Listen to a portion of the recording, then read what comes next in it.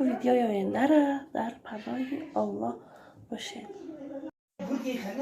سلام علیکم، با کانال ما خوش آمدین. امروز من سالاد بهاری میکنم، با ما باشین تا آخر ویدیو را تماشا کنید.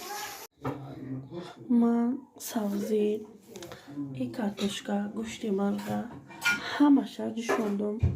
اینا تخم، لبلبای سرخ همش را جوشاندم. ایت تروشک زراندم، گوشتم ایده ریزه کردم، ادین جوشانده. یک دانه پیازم ایده ریزه کرده نمک کردم، همش من نمک کردم. یک مومن در کار میشود. این مایونز، سمیدن یک مایونز من فرم تیار کردم، پاکت موندم.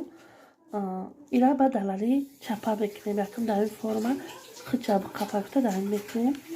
سلام با پامیدور کدی بودرین در کار میشه. پامیدور دبولش گل ببریم. این مسئله تکدر میگیریم یانگا جونم دبولش پامیدور گل ببره. این با ما باشین تماشا کنید. این من کارچکا را دوختم، انا کم کم مایونز میکنیم. این مایونز چه کردم، انا که با چوبنا پیازا میگیریم. آخر میشپم.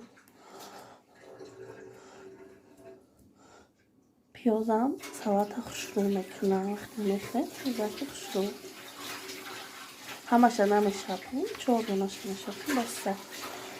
اما بعد گوشت میچینیم.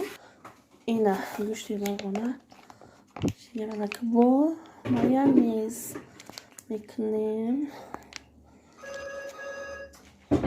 اینا که مایونز شکردم بس با چوبنا پیاز میشپیم.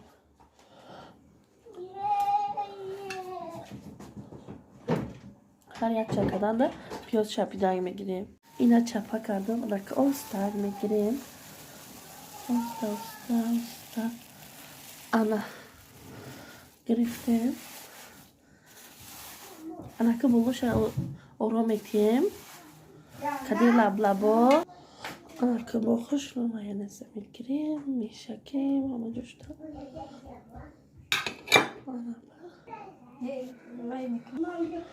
اینا سالاد ما تیار شد. سالاد بهاری شما کردنین شیران نمیشین. من اینا 2 ساعت میمونم میسته.